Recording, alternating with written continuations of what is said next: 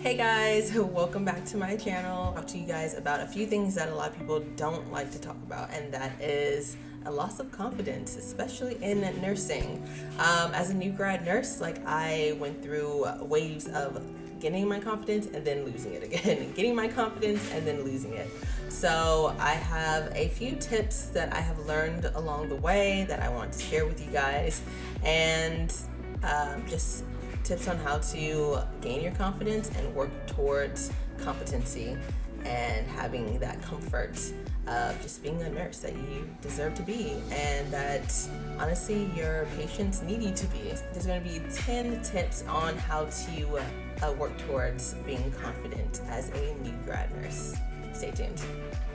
A lot of times you hear about how nurses are the heroes, nurses can do everything and anything, and nurses are strong, but there is a side that nurses rarely share, and a lot of people just don't really see. No one really sees, hears, or experiences the things that nurses go through on a regular basis. The proud moments, yes. The vulnerable moments, yes. The outright traumatic experiences, also, yes.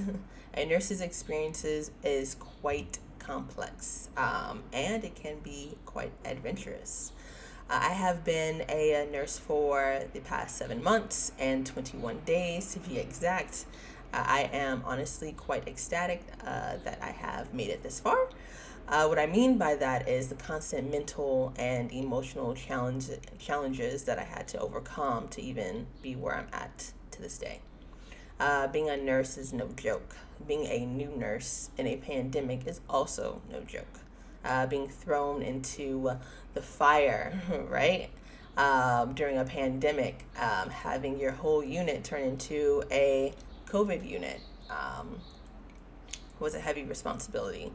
Coming right out of school, you have to protect your licenses. You have to do so many things. You're responsible for people's lives, and that was horrid for me in the beginning. I didn't realize how intimidating that could be, or how it really felt like coming out of nursing school. So I would have these nightmares and of completing random procedures that I haven't been able to get experience in yet, like burn procedures or cleaning wounds. I don't know, putting in Foley's, for example. Having rapid anxiety and depression that was an unshakable put a damper on my confidence. I have learned that confidence is crucial to have, not only in your personal life, but in your professional life. Self-confidence as a nurse is needed to carry out the care to your patients effectively, and it is an important aspect of learning to be a competent nurse. Professional confidence is that internal feeling of assurance and comfort, knowing that you are more than competent and more than capable of being tested. Yes, tested and reaffirmed by those nurses, doctors, and patients, which you will, without a doubt, be tested on for sure.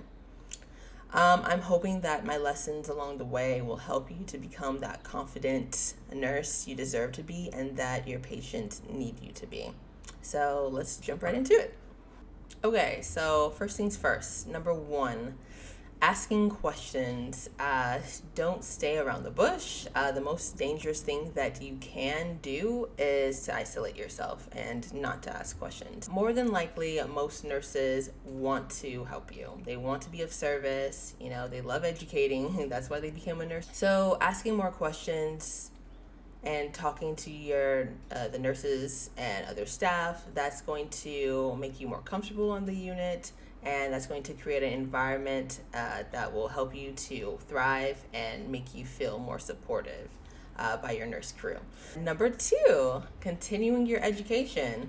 As long as you're a registered nurse, regardless of your nursing level or years of experience, there will always be a way to become better. There will always be something new to learn. You may be out of school, right? But as a nurse, you'll never be out of things to learn. Passing the NCLEX and studying for a foundational exam is in the past, yes, but your nursing studies have not ended, unfortunately. Sorry to break it to you.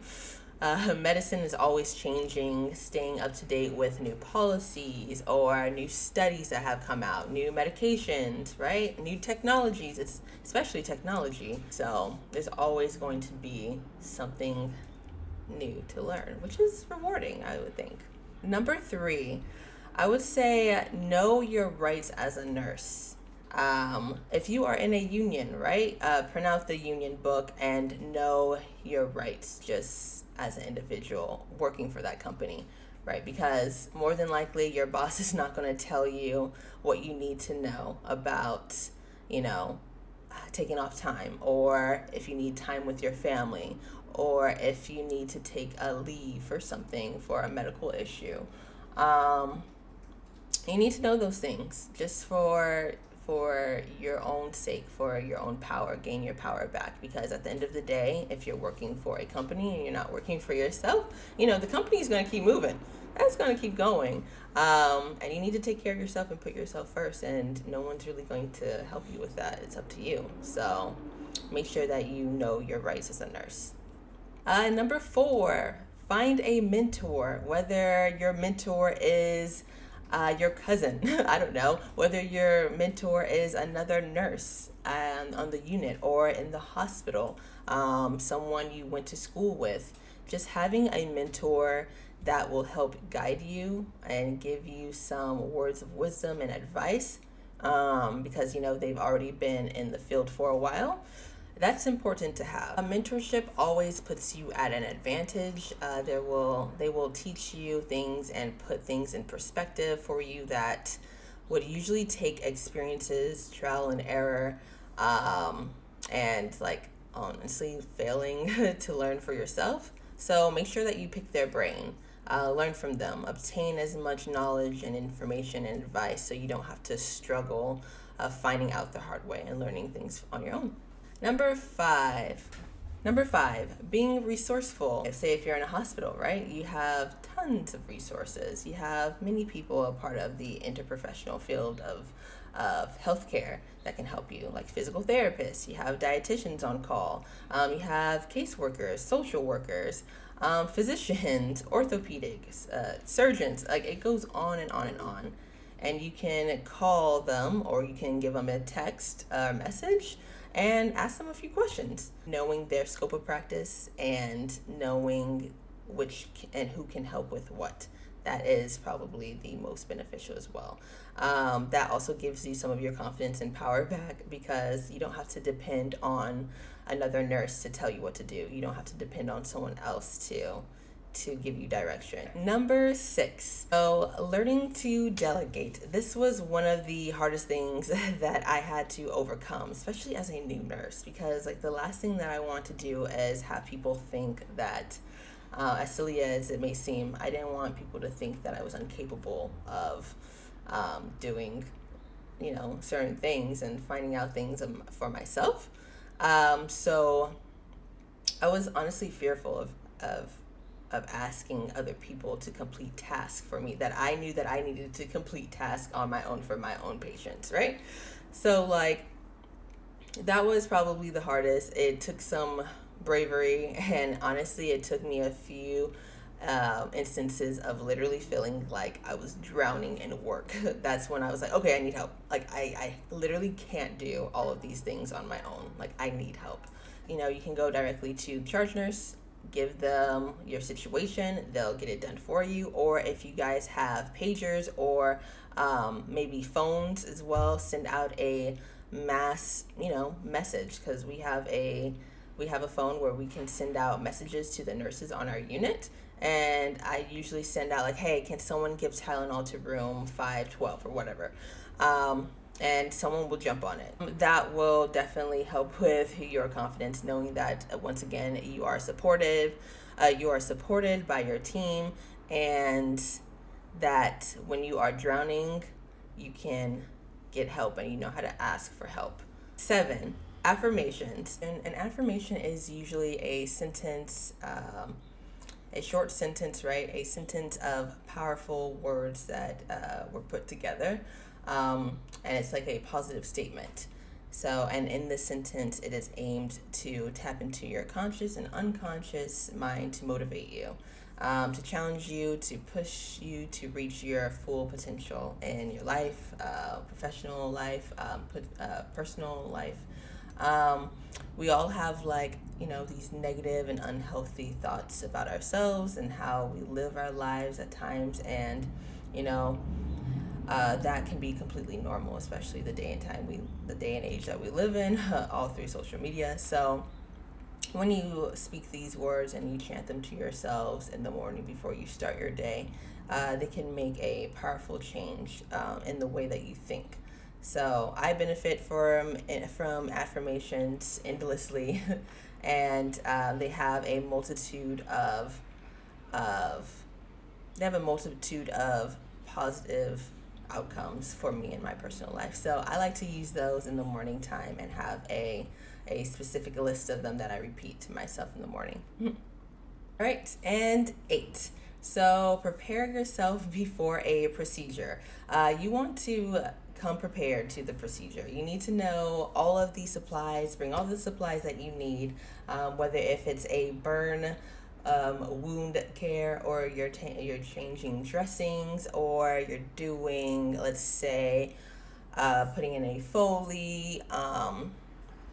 Honestly, there's endless procedures that you can be doing. Changing a cap to a PICC line. Pull up the policy and it gives you step-by-step instructions for nurses on what to complete, and I have that on the computer while I'm doing the procedure, or I'll review them 1-2 times beforehand, and sometimes even with a nurse I'll review them with another nurse, to be honest. And that honestly boosts my confidence when I come in there, knowing that I have done everything that I needed to do to be prepared and know exactly what I'm doing. Number 9, take notes. So I take notes on just about anything. I keep a little booklet with me and I put it in my pocket. I have vital signs of different age groups. I have medication calculations in there.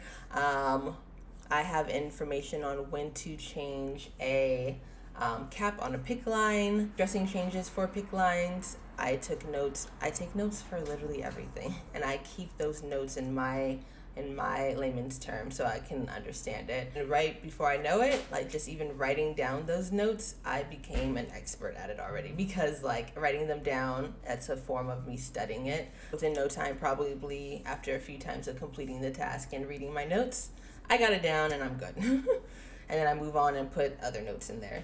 And then finally, number 10, spend time with your patients. I feel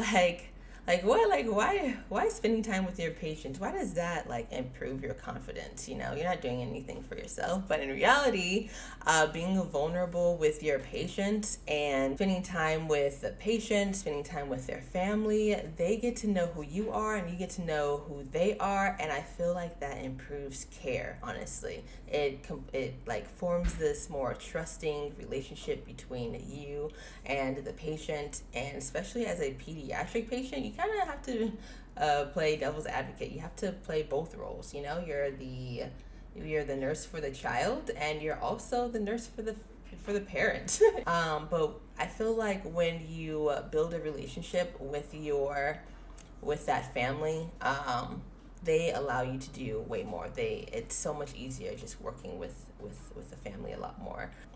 They don't doubt you as much. They don't look at you like with a side eye, what are you doing to my child? They kind of let things flow. If you show that you can advocate for them and just support them through anything, and just ask them how are you doing as a parent, and while playing with their child, it opens doors for vulnerability and for them to tell you really what's going on, what medications they're taking at home, the things that they wouldn't want to share with the provider, they may share with you. But yeah, I hope those things were helpful for you. I hope that you can go out there and be that confident nurse that you're meant to be, that nurse that knows so much and needs to speak out loud and speak up for yourself and for your patients.